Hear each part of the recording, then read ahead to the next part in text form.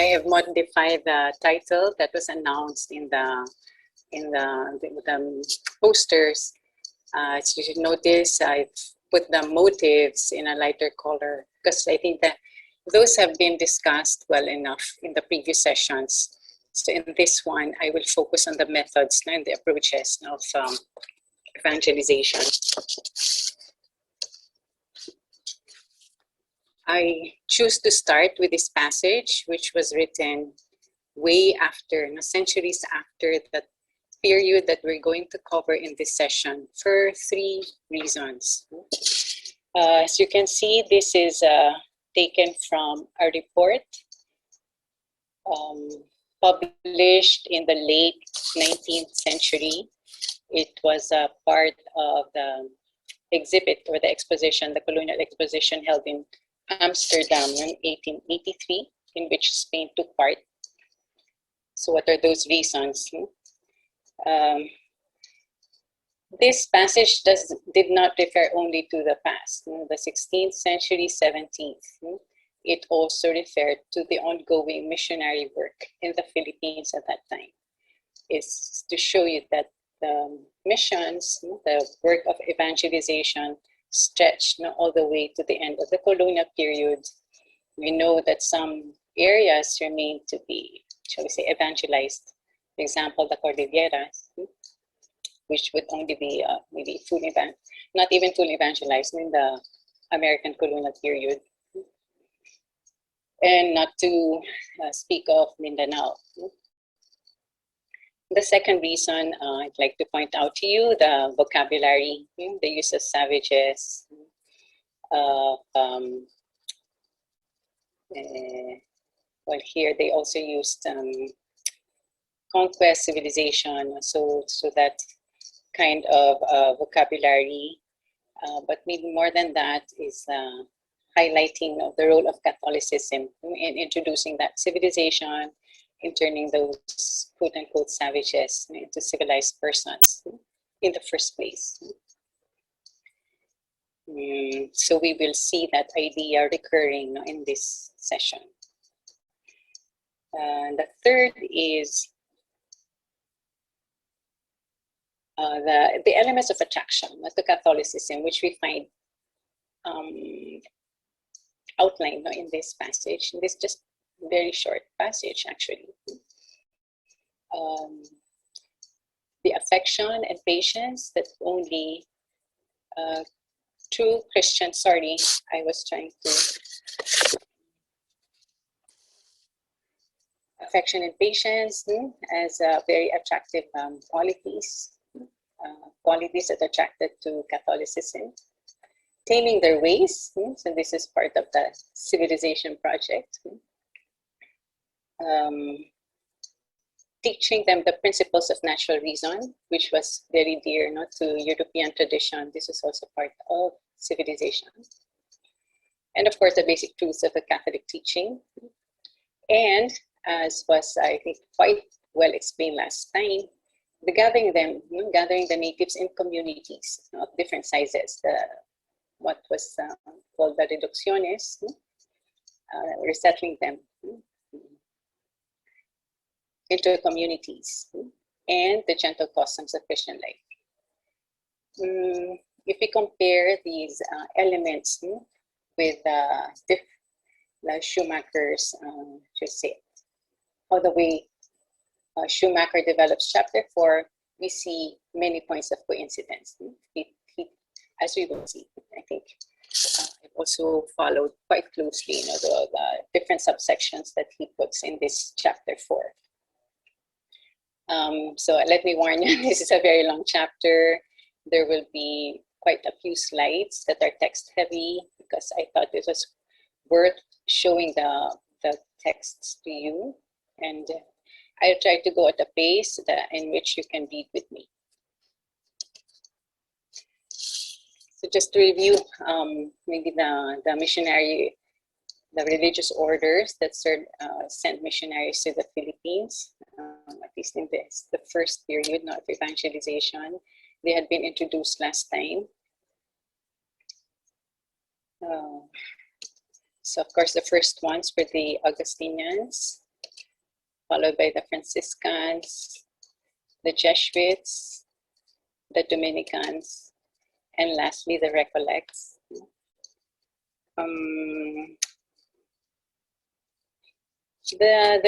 In Mexico, it was the Franciscans who made, shall we say, who broke ground. In the Philippines, it's the Augustinians. But what I wanted you to take note of here is that the religious orders were those who were entrusted with paving the way, evangelizing these new territories, newly discovered lands for the Spanish crown, and to enable them to carry out their work. They were given a lot of faculties to preach and to administer the sacraments, which are the key tasks of evangelization. Faculties which were in the ordinary organization of the church were usually given to the secular clergy in charge of parishes. I will explain this a little more as we go along. Anyway, this is also to introduce you and to explain in a very initial way why religious orders had, shall we say, a very huge place in the, shall we say, in the colonial life in the Philippines. So in this next, I think, 3 slides, just again a review of the distribution, the areas that were assigned to the different religious orders, mainly in the Luzon and the Visayas. I was thinking, well, this would give you an idea also of what places to visit and what to look for. You will see the stamp that those religious orders left in the parish churches. And especially, well, at least here in the Metro Manila area, you could visit Santa Ana, which is now a beautifully restored church. Which is a Franciscan, it was a Franciscan parish for centuries. Pasig, San Francisco del Monte, which has been recently declared really a pilgrimage site, and it has been thoroughly refurbished. So maybe this year, if you're going to go on local tourism, you could consider visiting these churches. So we have here the Augustinians. So you will notice that parishes in the environs of Manila were distributed among the different orders. And this is also in recognition of the fact that the different orders had their, should we say, their central, their provincial houses in Intramuros, in the Manila proper. So I will not, shall we say, read this aloud. You can just quickly go over them. Augustinians, I follow the order in which the religious orders came to the Philippines. Later, as I go through the readings and the authors from which they are drawn, we will sometimes be referring to the places that they refer to, and you remember that the Franciscans were assigned in Laguna, Bicol, etc. Then the Jesuits, they were assigned actually in scattered areas. Some of the more challenging ones were in the Visayas, Leyte, Samar. And they started also in Negros. Today, if you go to visit the churches of Silang, Maragondon, and Kawit, you will see the Jesuit imprint. If you're into also history of art. Then the Dominicans. The Cagayan Valley is well noted for this distinct architecture, church architecture that Dominicans left behind. And the Recollects, since they came past, logically, they were given to see maybe the areas that were very new, and they're also challenging. The Zambales mission, which changed hands later on, given to the Dominicans, and then the other islands, Palawan, then Romblon, Masbate. Mindoro, and the distant Marianas in the Pacific. You'll notice that with the expulsion of the Jesuits in 1768, there would be naturally a turnover of the parishes that they had taken care of to the other religious orders to which they were distributed.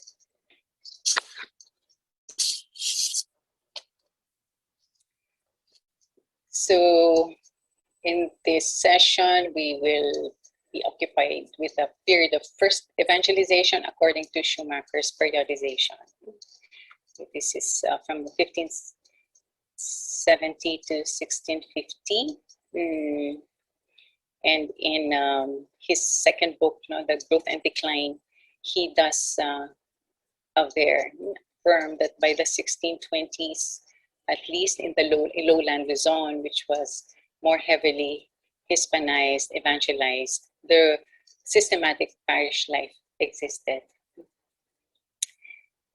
And then he qualifies it, that there would be a significant difference in the depth of evangelization and the assimilation of the faith between the people in the, properly speaking, the towns. The cabecera would be the chief, the main town in district or province, and the visitas, the outlying areas, which were only periodically visited by the missionaries or the doctrineros.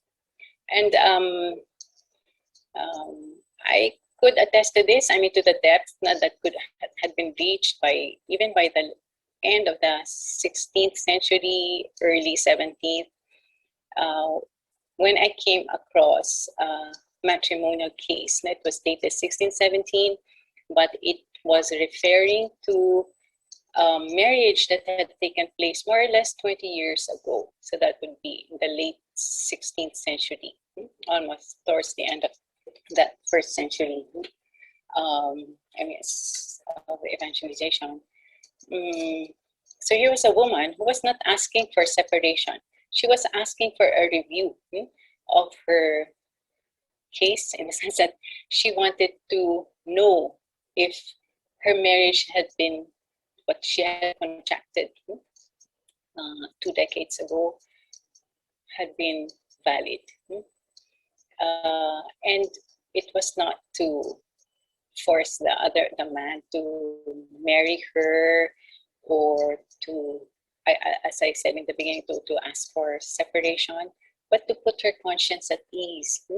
Because then after many years, probably after more, shall we say, religious formation, she had realized that what she had done in the past, which was to deny that she had freely consented to the marriage, had been false, and that her, for the peace of her soul, she was at that time ill and she wanted to have a peaceful death and hopefully earn eternal life, eternal salvation.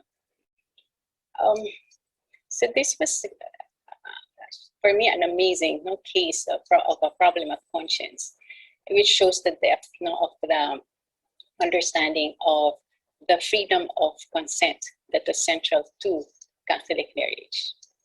So it's for an example.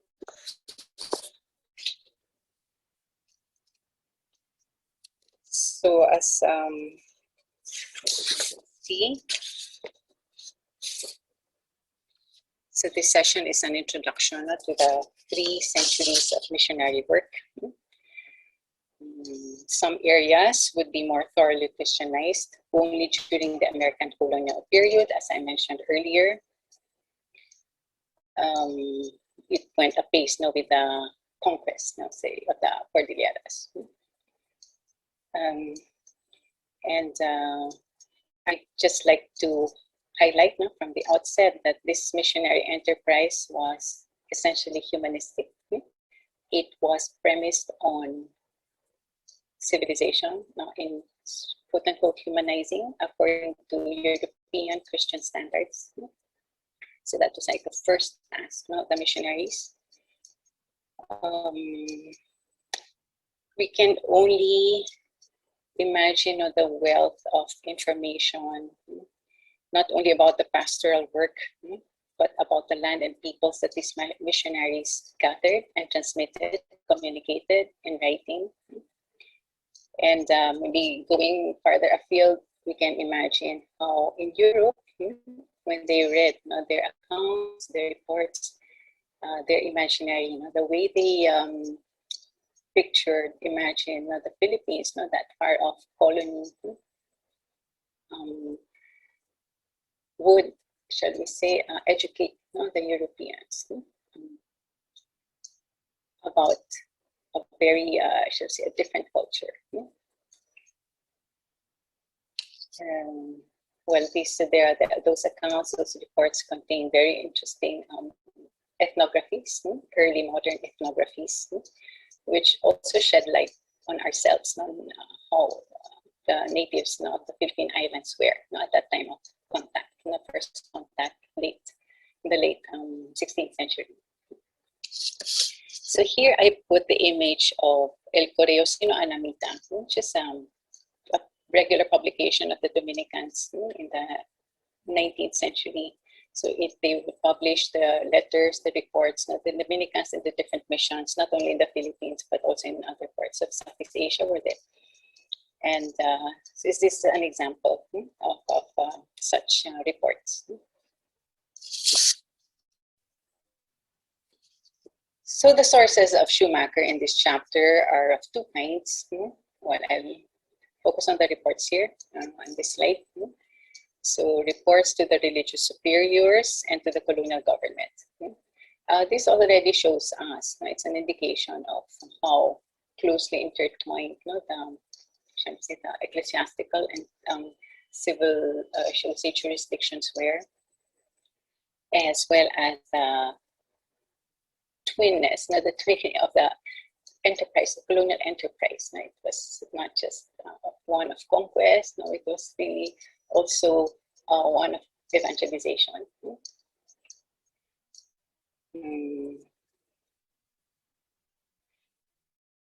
Here the image I chose is a page from a report of a Franciscan this is the early 18th century, about the administration of sacraments in Baler.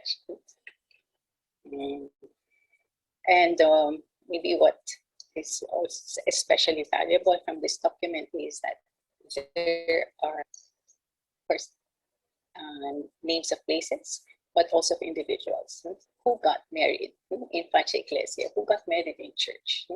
So here we have a very solid, shall we say, evidence of the realities, how that missionary work was conducted. And the second type of sources that Schumacher makes use of, and more heavily, would be the ecclesiastical chronicles and histories. I will go more into detail about this in a while, but just to maybe introduce this genre. So each religious order had its chronicler, somebody who was known for his scholarly qualities and his writing abilities. It was in the constitutions of the religious orders precisely to have a chronicler, and who would produce these accounts of their evangelizing work in these new territories, as it was also done in the Americas. So they produced, what you see here, historias, more structured narratives in a more formal language, chronicas, also very similarly, but maybe to the historias, but even more structured in terms of historical stages, and they also cover different geographical regions. As you will see, some of them would extend to the overseas missions, overseas from the Philippines, like what we know be Vietnam, and then China and Japan, of course, and the relaciones which were more informal in tone, more personal in nature. These are very interesting to read. They show you the erudition of the authors. They display a lot of classical knowledge as well as scientific knowledge. The writing was, of course, also exemplary. What were these chronicles and histories written for? Of course, for posterity. Of course, for posterity, they are the stories of the evangelizing work of the religious orders. But they are also meant to be circulated not only within the order to, shall we say, to foster zeal, missionary zeal, and to encourage volunteers for the Philippines, but also to gain more support, precisely for the missions, whether moral and very importantly financial. These chronicles highlight the stories of the saintly missionaries. They have short biographies, especially those who became martyrs, especially in, I think, in Japan, in China. So these chronicles have to be studied further, for their literary merit as well as the historiographical value.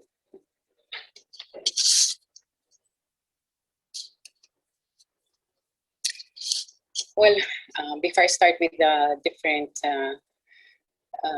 the particular sources, just to take note that these being ecclesiastical religious chronicles, their tone is also, of course, very pious.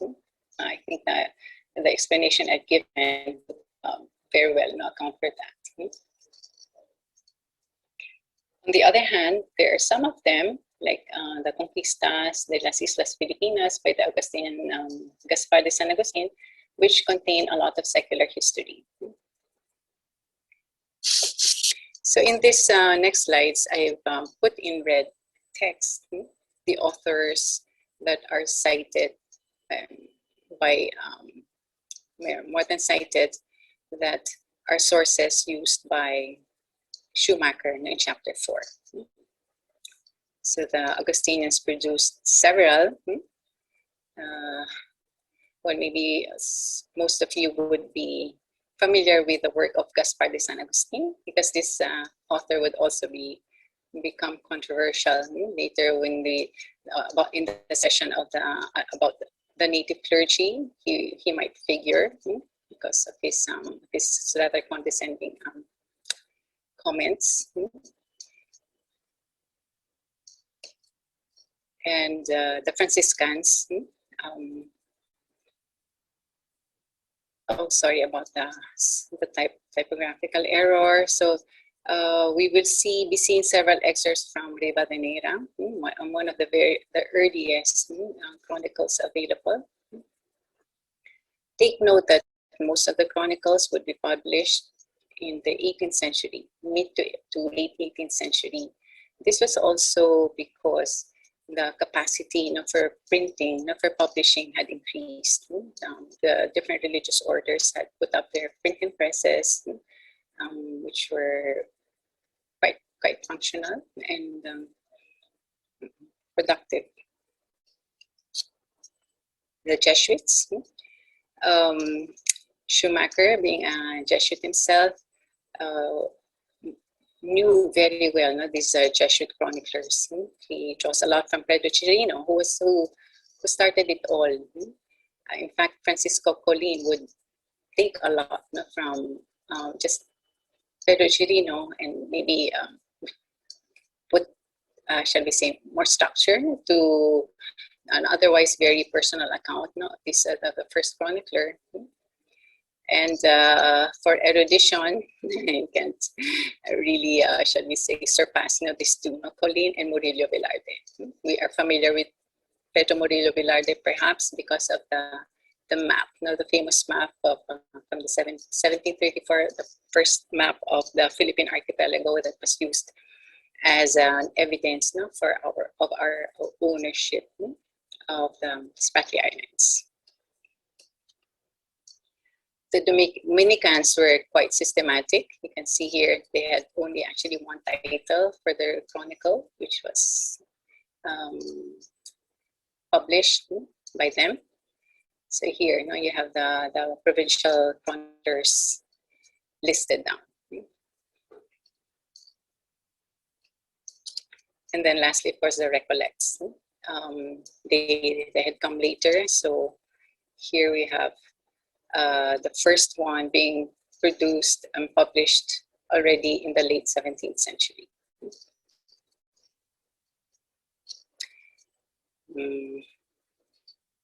I hope this information helps now for you also to make sense now of the readings that we will take up in this chapter. Okay, so we go to a question, a burning question, yes, which Schumacher was aware of. That's why precisely this was one that he addressed first in this chapter 4.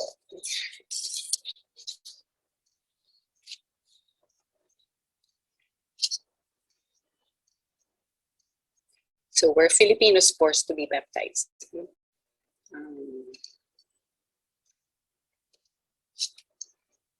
Before I start, just a note on the headings. So 4 here would indicate the chapter. And then 2, so if you already have your PDF copy of Schumacher's readings in Philippine history, would, according to this number, the second number would correspond to the number of the reading in that chapter.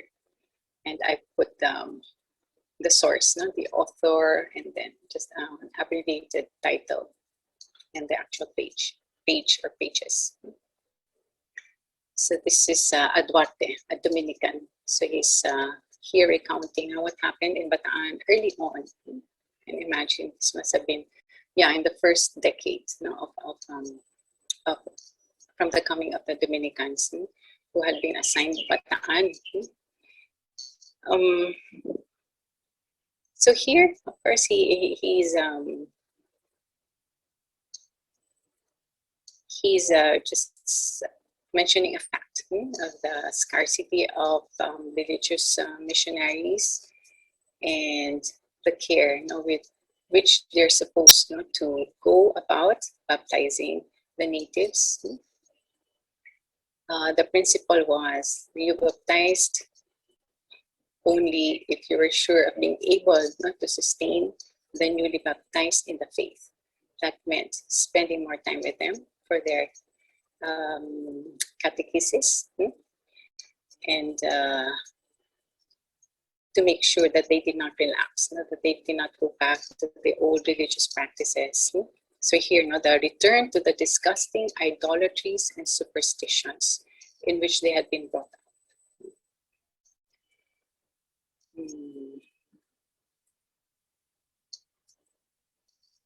And I just continue that number.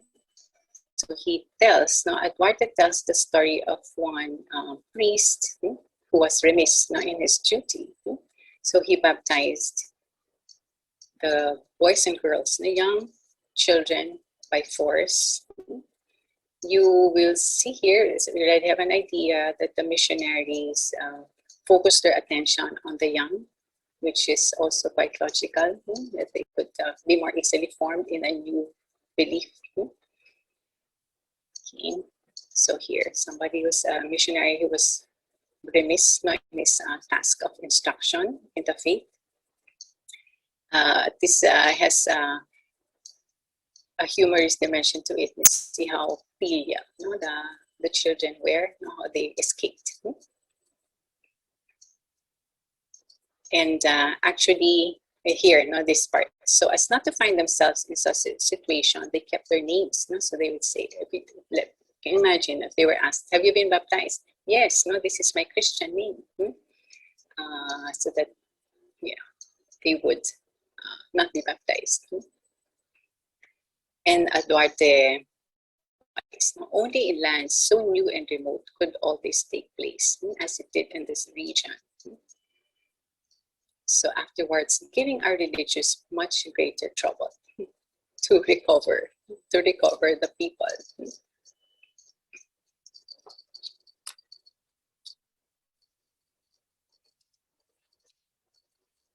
So this passage is taken this time from a report or a letter from Jesuit.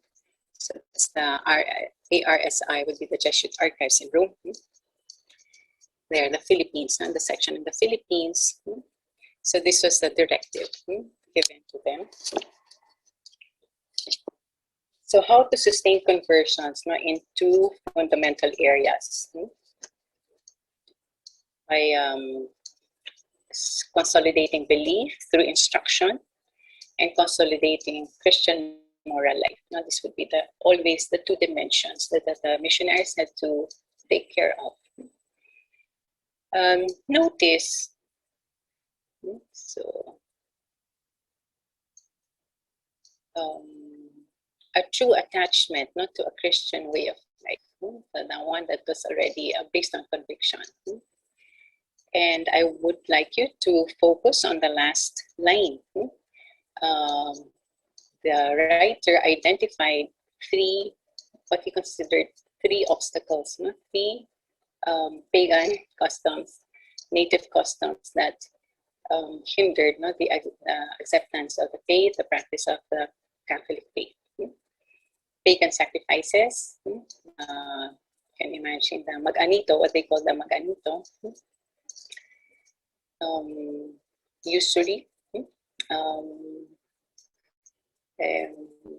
charging a lot of interest for debts, including making that, shall we say, the payment servitude, and drunken priests. These obstacles are repeated in many chronicles, many reports. Sometimes I wonder if they were just copying from previous reports. But as far as the 18th century, in say handbooks for parish priests, these items are published, are included, and with very specific, shall we say, scenarios. So I would believe that they continued, especially in the more remote areas, where, shall we say, that were less evangelized. But yes, I find that interesting that they would pinpoint these particular practices from the pre-colonial culture as the obstacles, major obstacles to Christianization. Because of course these have to do with these are practices against faith, against justice, and temperance, the major virtues.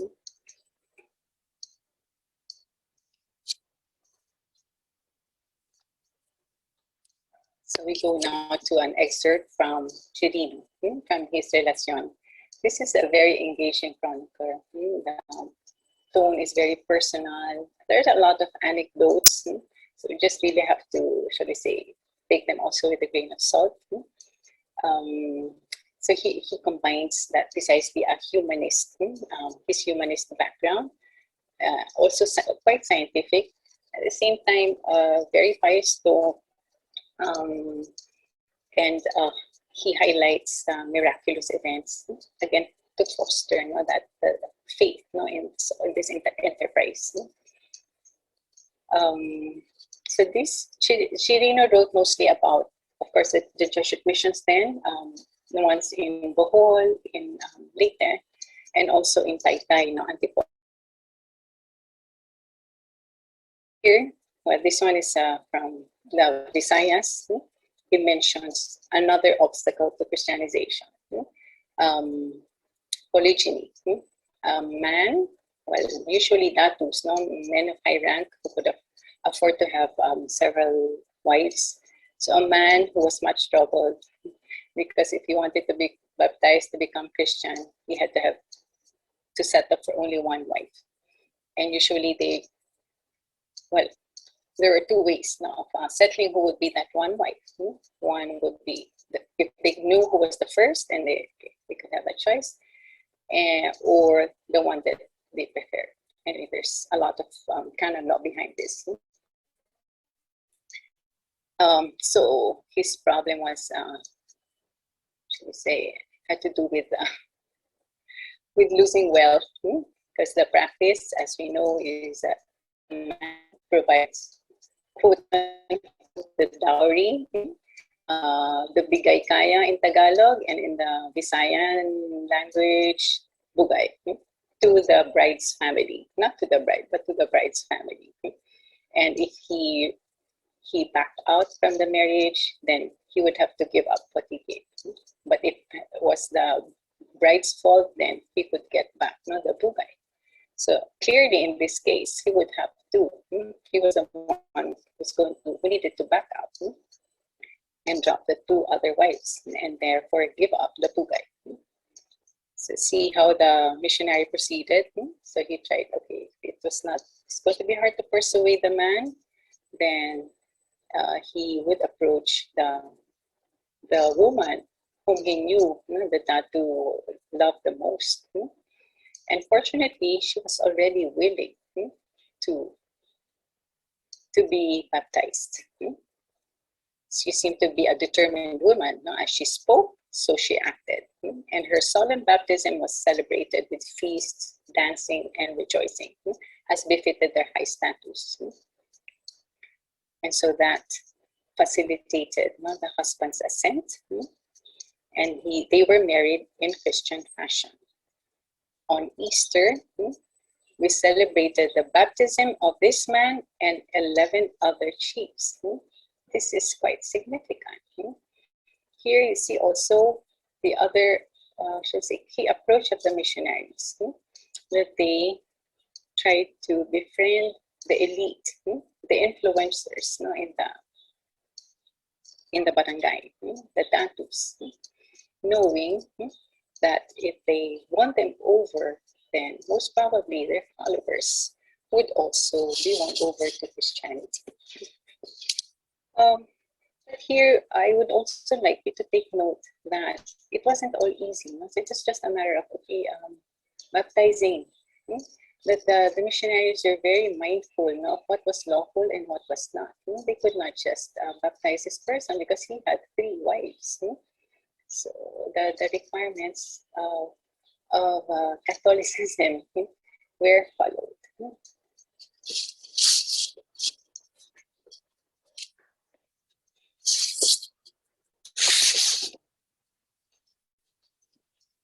This is from another Jesuit. So this is a report from the Jesuits organized their missions into residences, what they call residences.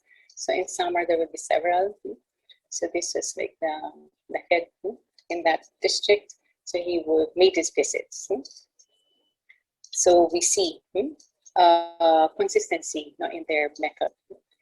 The importance of instruction in the faith, and which they were convinced would by itself would win over the non-Christians by the goodness of it, the goodness of the faith, the beauty of the faith.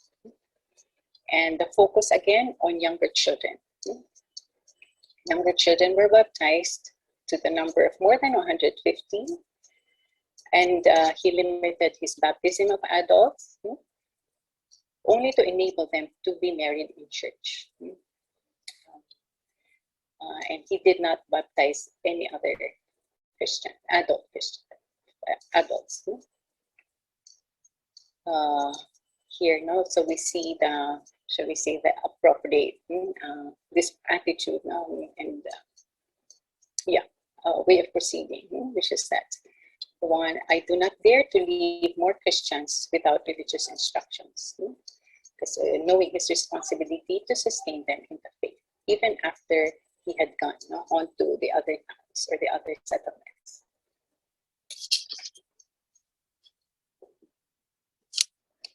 And this is a continuation of the previous slide. So note, they built churches. Probably these were rudimentary structures, like the tuklong. And here we see the participation of the collaboration of the natives and then the encomenderos. So take note how they how this was meritorious, because of course to build a church they'd have to offer resources. at the time when they had also to pay the tribute. So that was, let's say, a show of generosity on the part of the Indios and the Ecomenderos, who in this case were doing their, performing their responsibilities of contributing to evangelization. Here we have also mention of a particular way of learning Christian teaching, which is the memorization. But again, this reveals to us the difficulties of precisely sustaining people in the faith, the need for repeated instruction and repeated practice.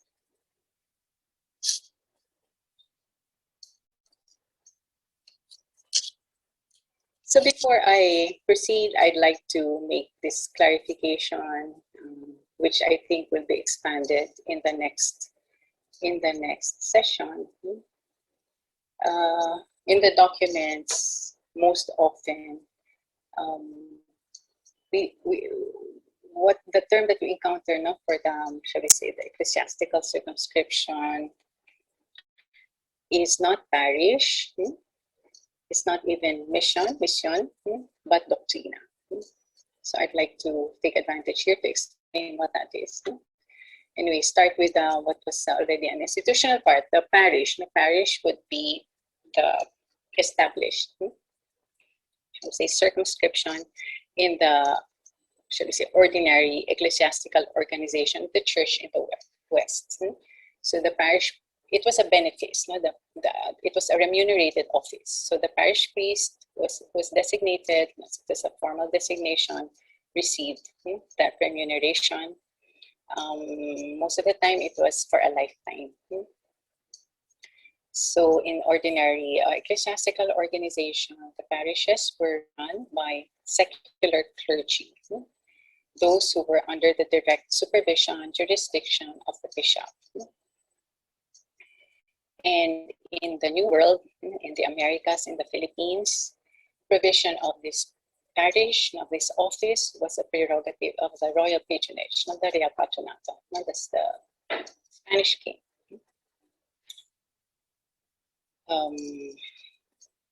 And then you have another category. And now I take the terms used by Pablo Fernandez in History of the Church in the Philippines. Mission parishes, like hybrid, and the active missions, what we would normally understand as missions today. The mission parishes, or doctrinas. As you will see here that I apply the same term doctrina to two kinds of circumscription. So underline here that this mission parish was administered by the religious. Okay.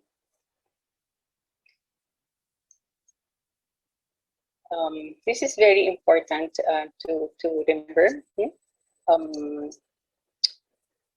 that being run by the religious orders who had their own superiors, these were ordinarily not subject to the usual diocesan visitation carried out by the bishop, since the religious orders would not be subject or would not be under the jurisdiction of the bishop.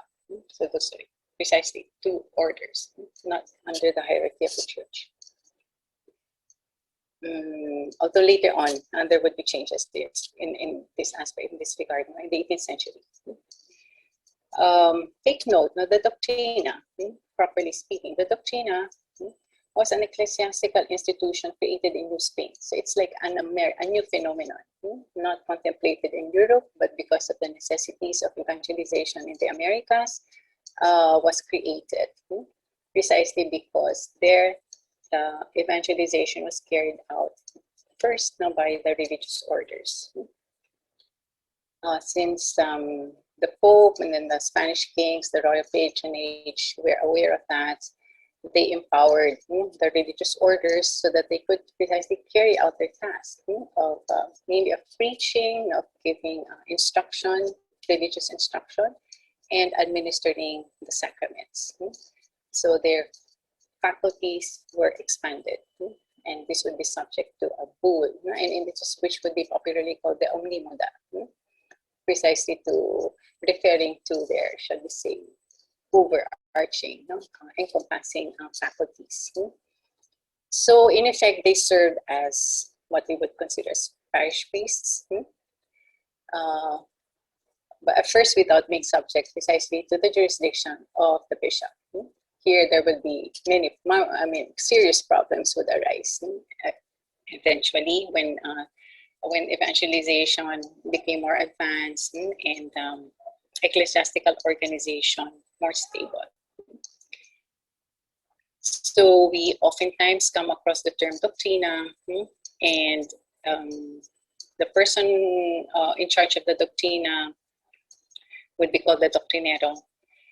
The Francisco Morales is the author that I take this explanation from, and he says that first the doctrina referred really more to the action, to the activity of instructing in the faith, of giving doctrine, more than to the place. But eventually, doctrina would also be applied to the place, the so-called parish. And then lastly, the active missions, also in the care of the religious orders, and the religious missionaries. And this would be, as we understand them today, places in which evangelization was in its early stages. So in this period that we are considering, we are dealing mainly with the doctrina, the mission parishes, and the active missions.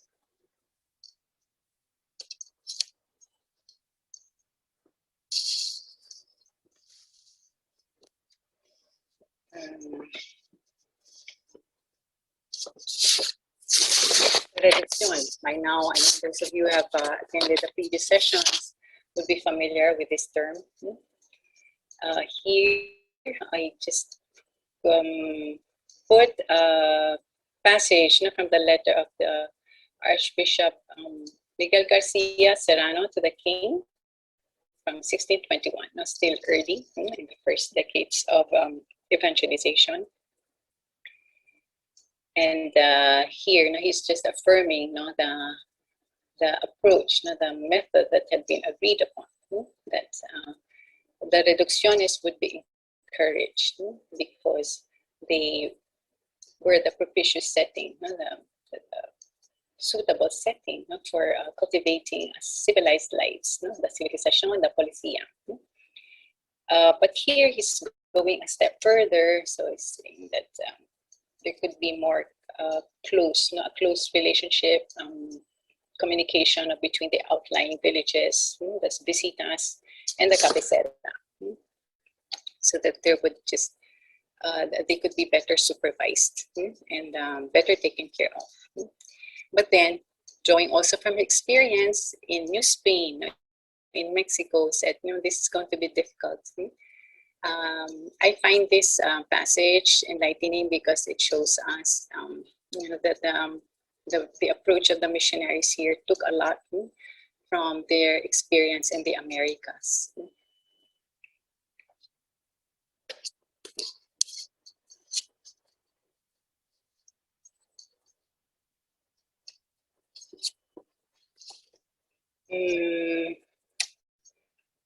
To show you that this project, the Reduction project, went on until the end. In this way that the missionary work went on until the end of the Spanish regime. So did the Reduction.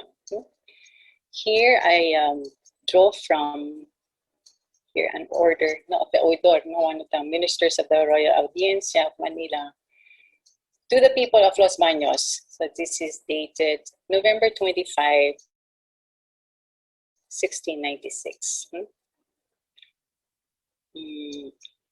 And it was an order for them to resettle. I mean, in very, shall we say, strong terms. I guess, as was the usual pattern in these ordinances, if you do not obey, then you could be subject to the following sanctions, following punishments. But in any case, it also contains the reasons, that supposedly the advantages of the reduction, to free them from spiritual and temporal harm.